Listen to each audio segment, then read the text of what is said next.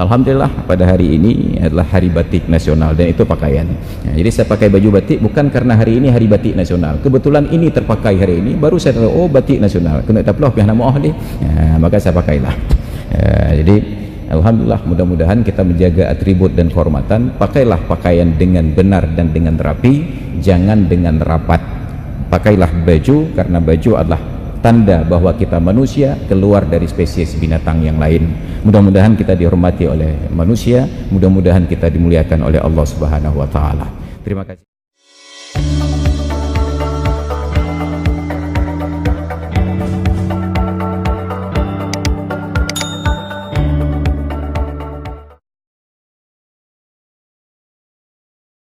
Assalamualaikum warahmatullahi wabarakatuh.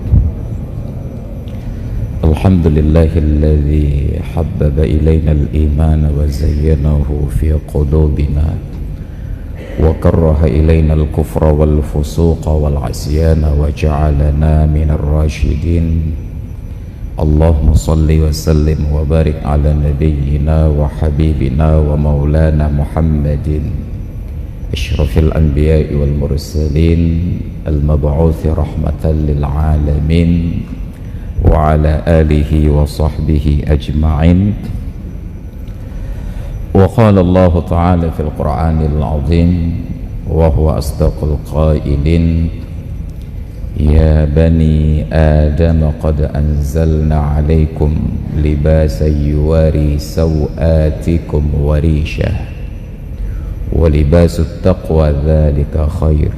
Shadaqallahul 'azim wa sadaqa rasuluhun nabiyyul habibul kirim wa nahnu ala dzalika minasy syahidin wasyakirin walhamdulillahi rabbil alamin. Puji dan syukur kehadirat Allah, salawat salam kepada Rasulullah Nabi kita Muhammad sallallahu alaihi wasallam, kepada keluarga dan sahabat beliau sekalian, hadirin dan hadirat jamaah salat zuhur yang dimuliakan Allah. Ada satu karakteristik istimewa khusus yang menjadikan kita spesies manusia ini berbeda dari binatang-binatang yang lain. Tapi sayangnya, sejak saya mengenal bangku sekolah, sejak dari SD sampai kuliah sampai sekarang, yang diajarkan tersebut ternyata keliru. Karena dari kecil saya diajarkan oleh guru, dan juga saya yakin pengajaran yang sama sampai kepada kita semua yang hadir hingga sekarang, bahwa satu-satunya yang membedakan manusia dengan binatang itu adalah karena sebagai manusia kita berpikir. Ternyata berpikir bukan hanya dominasinya manusia, semua binatang itu berpikir. Dan ternyata pemikiran binatang itu disederhanakan sesederhana mungkin. Sederhana itu bahasa Inggrisnya simple, sesimpel mungkin. Orang sekarang tidak mengerti kata sederhana, sehingga kehidupan mereka tidak terlalu rumit, dan akibat positifnya adalah binatang ini nggak pernah sakit kepala apalagi stres. Maka tidak ada rumah sakit jiwa untuk binatang, kecuali binatang yang seperti kita. Sederhana. Kalau lapar mereka bekerja mencari makanan, selesai. Mereka tidak cari uang karena mereka tahu ujung-ujung dari uang itu juga makanan. Tapi kita bekerja tidak mencari makanan, yang kita cari uang. Maka banyak manusia yang bekerja menanam biji-bijian, keluar jadi makanan, dijual untuk mencari uang. Banyak orang yang kuliah mencari fakultas favorit agar tamat kuliah diterima di lapangan kerja, diberikan gaji dalam bentuk uang. Mereka marah bila diberikan gaji dalam bentuk makanan, karena kita tidak cari makan, kita cari uang. Binatang langsung kepada tujuan, mereka nggak mau basa-basi, mereka tidak mau direpotkan oleh nilai tukar yang terjadi fluktuasi, mereka tidak mau ribut oleh persoalan inflasi dan deflasi, maka mereka tidak mau masuk fakultas ekonomi dan bisnis. Kenapa? Mereka hanya mau masuk fakultas pangan, ujung-ujungnya makanan. Kalaulah sekedar yang membedakan manusia dan binatang adalah berpikir, kita kalah jauh dari binatang. Mereka selalu sukses di dalam dunianya. Setiap binatang melahirkan binatang-binatang spesies yang sama dengan kemampuan yang sama. Barulah terbukti ternyata Allah Ta'ala sudah menjawab pertanyaan itu di dalam Al-Quran, surat Al-A'raf ayat 26 dan 27, bahwa satu-satunya yang membedakan manusia dengan binatang dari dulu sampai sekarang sampai hari kiamat tidak pernah mengalami perubahan adalah ya bani adama qad anzalna alaikum libasa, wahai anak keturunan Adam, sungguh kami telah turunkan ke atas kalian pakaian. Hanya itu yang membedakan manusia dan binatang. Boleh ditanyakan kepada kawan-kawan yang kuliah di Fakultas Kedokteran Hewan, kira-kira sampai sekarang ini binatang apa yang tertarik kepada pakaian dan mode pakaian? Gak ada. Bahkan sepupu dekat yang sering kita kunjungi di hari Sabtu dan hari Ahad di Sare dan di Grute, itu pun sampai sekarang tidak pakai pakaian. Mereka merasa cukup dengan bulu yang melekat di badannya saja. Duduk ngangkang sambil memamerkan auratnya, mereka tidak malu. Bahkan dipegang-pegang aurat oleh kawan-kawannya, itu menjadi gurauan bagi mereka. Dan itu pantangan bagi kita.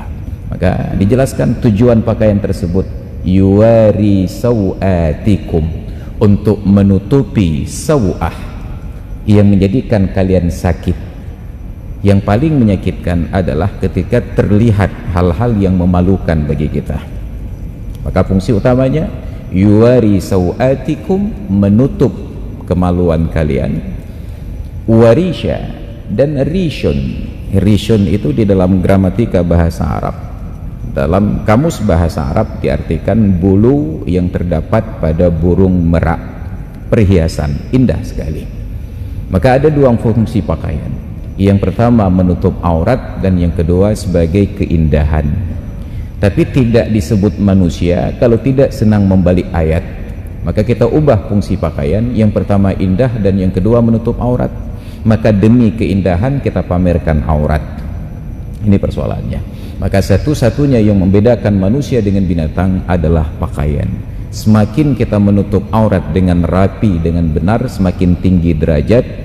Semakin kita minimalkan batasan pakaian, maka akan semakin turun derajat. Maka disepakati di dalam budaya manapun bahwa manusia itu wajib menggunakan pakaian walaupun hanya minimalis saja.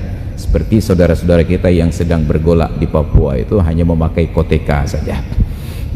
Tapi itu tetap pakaian. Yuwari sawatikum, menutup kemaluan kalian.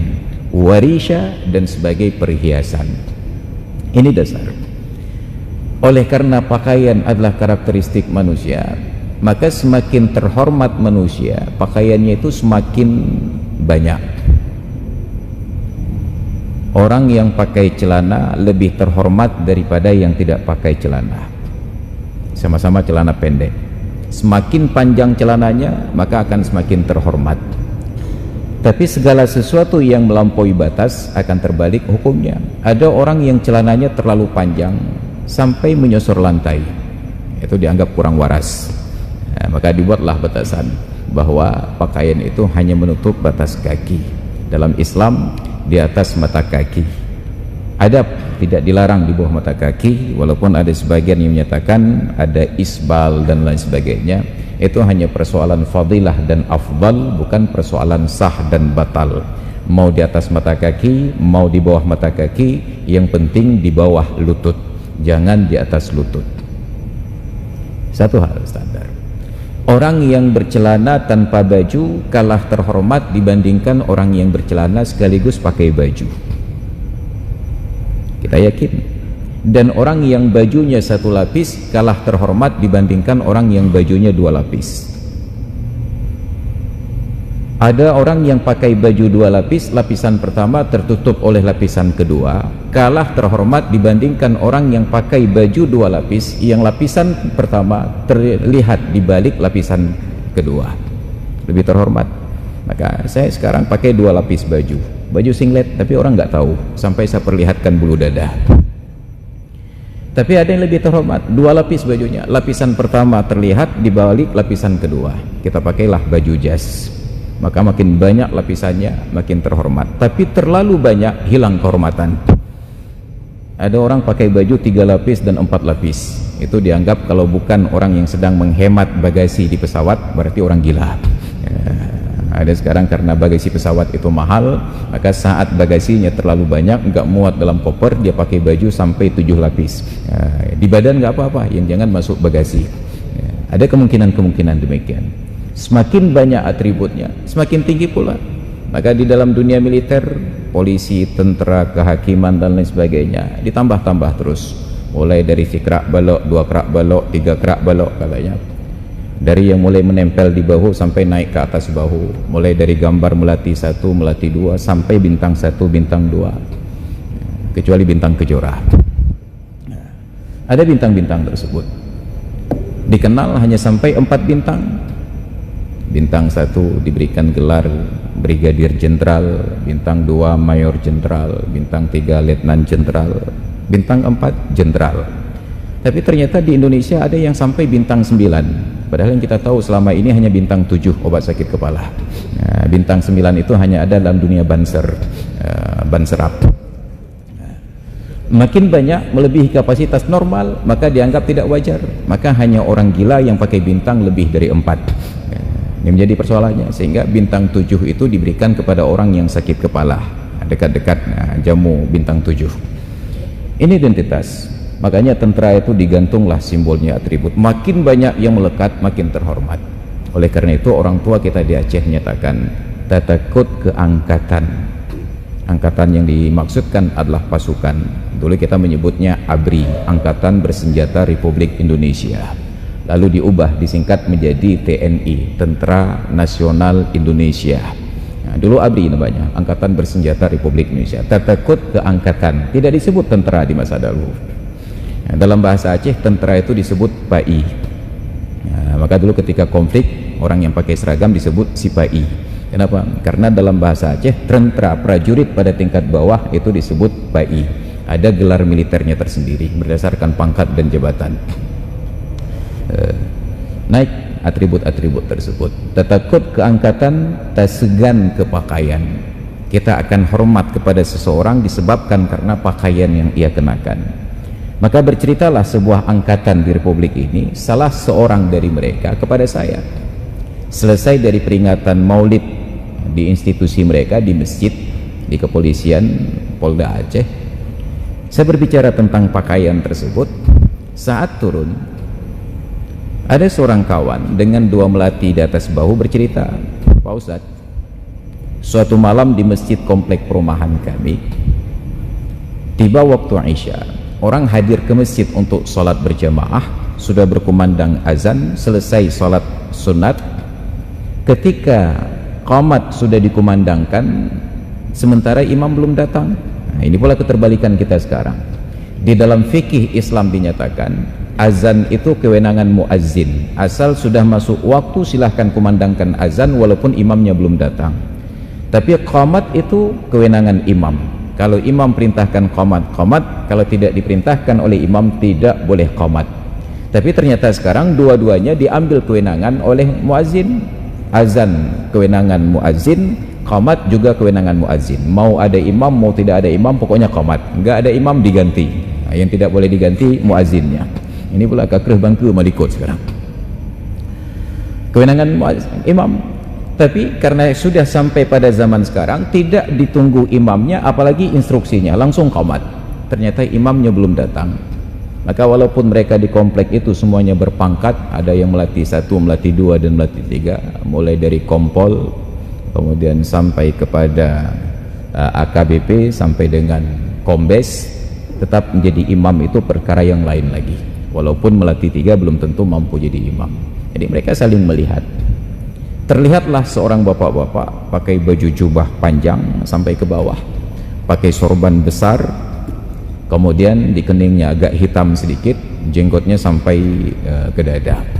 Jadi melihat penampilan beliau, dipersilahkanlah beliau untuk maju ke depan. Pertanyaannya, apa yang menyebabkan beliau ini dipersilahkan? Mereka tidak mengenal beliau. Inilah buktinya, libasukum yukrimukum qabla julusikum. Pakaian itu jadikan kalian terhormat sebelum kalian duduk di dalam majelis. Hanya karena penampilan beliau pakai jubah, pakai sorban, jenggotnya panjang, jidatnya hitam, dipersilahkan jadi imam. Maka saya khawatir, andai kata Abu Lahab masih hidup sampai sekarang berkunjung kemari, kita persilahkan jadi imam, tanpa bertanya beliau siapa. Kenapa? Hanya karena pakaiannya saja, apalagi bicara bahasa Arabnya sangat fasih. Orang Arab dari masa lalu, blast from the past katanya. Apa yang terjadi? Kita persilahkan. Apalagi beliau berbicara, ternyata kita dapati bahwa Muhammad yang Nabi kita itu keponakannya. Oh, nyuci darah Nabi. Nah, dipersilahkan jadi imam. Maka majulah beliau ini jadi imam. Luruskan shaf, perintahnya lurus shaf, takbir, Allahu Akbar, baca Fatihah, luar biasa fasahahnya, tajwidnya, qiraahnya, sampailah di ujung Fatihah. Ini bukan yang di Nagan Raya, ujung Fatihah. Waladdallin, semangat imamnya. Makmum pun tidak kalah semangat, amin. Mendengar respon makmum yang luar biasa, imam berpaling ke belakang bertanya, bagaimana, saya lanjutkan? Imam menoleh ke belakang bertanya, saya lanjutkan? Barulah makmum terkaget-kaget, rupanya imam itu orang gila. Hanya karena penampilannya pakai baju jubah besar demikian, pakai sorban dan jenggotnya panjang, dipersilahkan menjadi imam. Ini bukti nyata betapa libasukum yukrimukum qabla julusikum. Pakaian kalian jadikan kalian terhormat sebelum kalian duduk di dalam majelis. Maka di dalam konsep fikih Islam dibuat sebuah peraturan perundang-undangan, boleh dibaca dalam kitab I'anatul Talibin juzuk yang kedua, tentang adab salat Jumat. Wa yusannu li muridi huduriha at-tatayyubu wat ta'ammumu, disunnatkan kepada orang yang akan menghadiri salat Jumat atau salat jamaah untuk memakai wangi-wangian. Maka orang yang akan hadir salat berjamaah, bertemu perkumpulan ramai seperti ini, sunat untuk memakai wangi-wangian. Orang Arab itu selalu membekali diri dengan minyak wangi kecil itu untuk dioleskan. Kita sholat di belakang imam Arab, tetap imam itu sebelum takbir minyak wangi itu dioleskan ke banyak jemaah sekitarnya. Kenapa? Supaya suasana yang harum dan wangi itu mengundang kehadiran malaikat. Malaikat senang yang wangi-wangi. Orang Arab menggunakan wangi-wangian yang alami, dari kayu gaharu, dari kemenyan. Maka kemenyan itu wangi-wangian yang pertama dikenal oleh manusia. Dulu asal tercium kemenyan, malaikat datang. Tapi entah sejak kapan kemenyan itu menjadi mainan para dukun. Tiba-tiba saat tercium aroma kemenyan di waktu malam, kita lupa malaikat, teringat hantu.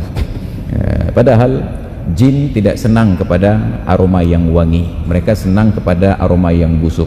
Maka kalau tercium bau kentut baru boleh ditanya, ini jin mana yang datang. Tapi kalau tercium kemenyan, tanyakanlah malaikat mana yang datang. Makanya dulu tradisi orang tua kita, kalau ada doa bersama di rumah, itu memang sudah ada bakul kemenyan. Bakar dulu kemenyannya, ada perapian lengkap dengan arang, dinyalakan arangnya. Ketika baranya sudah mulai menyala, diletakkan sedikit kemenyan. Ketika asap itu mengepul, baru dimulai astaghfirullahaladzim. Itu tradisi kita dulu. Kenapa? Karena kita yakin kemenyan itu baunya wangi dan mengundang kehadiran malaikat. Tapi sejak kemenyan itu dipolitisir oleh para dukun, dimonopoli oleh mereka, maka kesan kemenyan menjadi buruk, dari positif menjadi negatif. Kita asal sudah mencium kemenyan, nyetentai dukun katanya. Padahal di Arab sampai hari ini, coba tanyakan kepada kerabat kita yang pulang haji dan umrah, pagi hari setelah selesai sholat subuh, saat mereka buka tempat usahanya, tokonya, kedainya, itu ada yang tenteng bakul kemenyan dengan asap yang mengepul masuk ke dalam toko, keliling-keliling. Saat keluar, ada yang memberikan tips bakshish, 1 rial, 2 rial, 5 rial, 10 rial. Kenapa? Terima kasih karena sudah dimasukkan aroma kemenyan. Seorang wartawan National Geographic mengikuti perjalanan dari seorang orang kaya Arab, Pangeran Walid bin Talal, ke suku pedalaman. Ketika kumpul dengan suku-suku tersebut, sebelum dimulai rapat, ada seorang yang bertugas membawa bakul kemenyan, didekatkan kepada setiap anggota musyawarah, lalu ditutup dengan jubah mereka, agar aroma wangi kemenyan itu menyerap dalam tubuh mereka. Karena ketika bau badan kita wangi, otak kita akan berpikir cerdas, maka ada aromaterapi. Oleh karena itulah suasana kelas, suasana tempat belajar, masjid itu harus wangi. Ini prinsip dasar. Islam mengajarkan wangi akan mencerdaskan pikiran. Makanya orang yang tidak sikat gigi, aroma nafasnya bau naga bunar, itu pikirannya akan tertutup. Kalau bukan pikirannya yang tertutup, maka pikiran orang yang di sampingnya akan tertutup. Ya, yakinlah. Ini prinsip dasar. Islam ajarkan tentang at-tatayyub wa ta'ammum, dan disunatkan untuk memakai imamah, surban. Maka baru diuraikan di dalam oleh Sayyid Abu Bakar Syata, dan yang seumpama sorban adalah segala bentuk pakaian. Rusaklah kewibawaan seorang yang faqih karena memakai pakaian yang pasaran. Fatan kharimu muru'atu faqihin bilubsi thiyabin suqiyyin. Kita di Aceh ada lembaga keulamaan, Majelis Permusyawaratan Ulama. Sekarang ketuanya dijabat oleh guru kita Al-Mukarram Profesor Dr. Muslim Ibrahim MA. Kita kenal beliau dengan atribut keulamaannya, pakai baju kemeja lengan panjang, kemudian pakai peci. Bayangkan andai kata suatu hari kita jalan-jalan di lapangan Tugu, ketemu beliau sedang pakai baju t-shirt, tertulis di belakangnya Manchester United, setan merah, Red Devils. Bayangkan, hilang kewibawaan beliau hanya karena memakai pakaian yang pasaran. Kalau kita ada rencana kenduri, beliau kita larang masuk. Kenapa? Karena tidak pakai pakaian kehormatan ini tadi.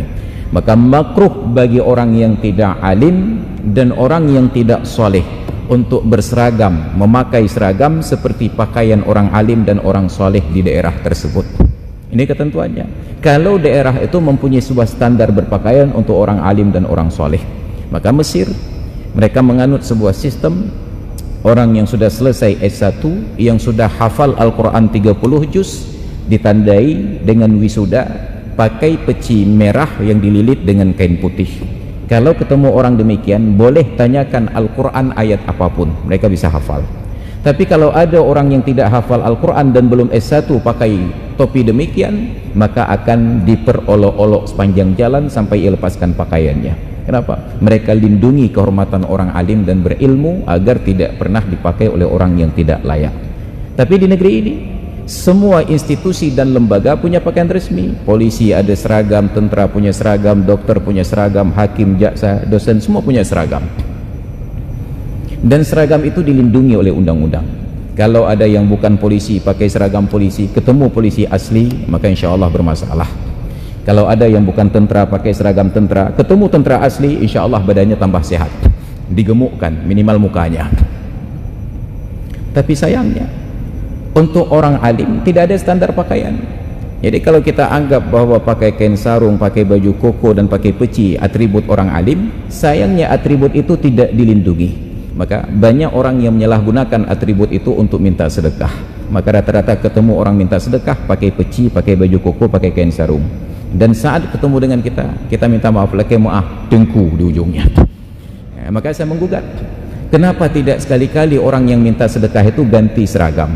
Pakai seragam tentara, pakai seragam polisi, pakai seragam jaksa, pakai seragam PNS, linmas tertulis. Minta sedekah sekali-kali. Jangan yang diperolok-olok itu hanya seragam atribut tengku ini selalu. Maka baru sekali-kali yang tahu, laki maaf Pak tentara, laki maaf Pak jaksa. Enggak ada uang kecil. Seharusnya demikian. Tapi ternyata yang diperolok-olok selalu atribut-atribut lembaga yang kita muliakan ini. Maka akhirnya berkembanglah dalam benak masyarakat panina tengkunya cak laki sedekah mendung. Padahal yang laki sedekah pakai baju tengku bermendung. Maka harap dibolak-balik. Maka bila nanti saat keluar dari masjid ketemu yang pakai atribut tengku dan minta sedekah, tanyakan nomor registernya. Jangan-jangan dia bukan anggota tengku. Maka hadirin sekalian yang dirahmati Allah, alhamdulillah pada hari ini adalah hari batik nasional dan itu pakaian. Jadi saya pakai baju batik bukan karena hari ini hari batik nasional. Kebetulan ini terpakai hari ini, baru saya tahu oh batik nasional. Kena taplah pihak nama deh. Maka saya pakailah. Jadi Alhamdulillah, mudah-mudahan kita menjaga atribut dan kehormatan. Pakailah pakaian dengan benar dan dengan rapi, jangan dengan rapat. Pakailah baju, karena baju adalah tanda bahwa kita manusia keluar dari spesies binatang yang lain. Mudah-mudahan kita dihormati oleh manusia, mudah-mudahan kita dimuliakan oleh Allah Subhanahu wa taala. Terima kasih atas perhatiannya dan mohon maaf atas segala kekurangan. Hadanallahu wa iyyakum ajma'in. Assalamualaikum warahmatullahi wabarakatuh.